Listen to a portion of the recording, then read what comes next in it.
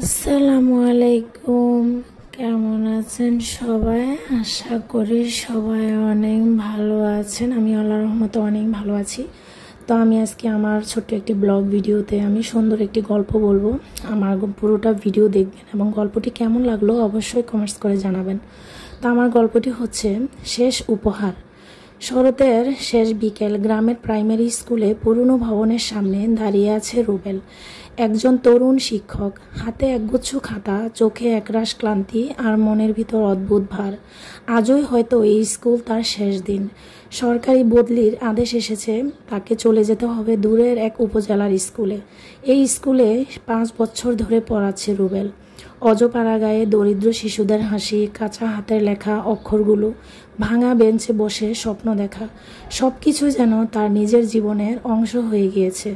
রুবেল সবসময় বলতো, পড়ালেখা শুধু ভালো চাকরি পাওয়ার জন্য না, এটা মানুষ হওয়ার পথ দেখায়।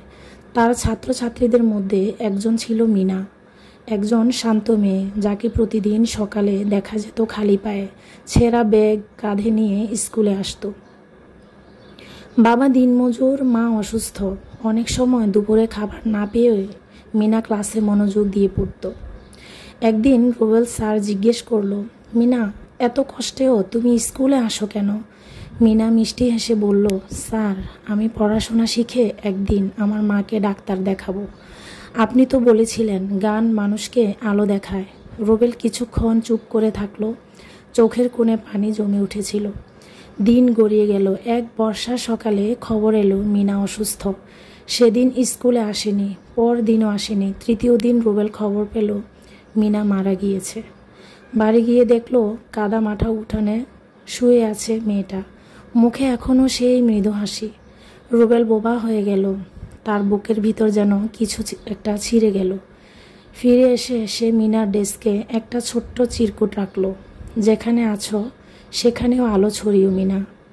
তারপর রুবেল প্রতিদিন ক্লাসে নতুন গল্প বলতো, মিনার মতো মেয়েদের কথা, যারা কষ্টের মাঝেও স্বপ্ন দেখে।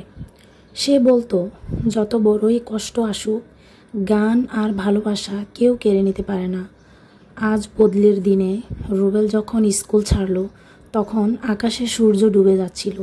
পিছনে তাকিয়ে দেখলো ছোট ছোট বাচ্চারা একসাথে দাঁড়িয়ে হাত নাড়ছে। কেউ চিৎকার করে বলল, স্যার, আমরা বড় হয়ে আপনার মতো মানুষ হব। রুবেল চুপচাপ হাঁটতে লাগলো, তার মুখে হাসি কিন্তু চোখে জল। কারণ সে জানে একজন ভালো শিক্ষক চলে গেলেও তার শিখানো আলো থেকে প্রতিটি শিশুর মনে। আমরা এই গল্প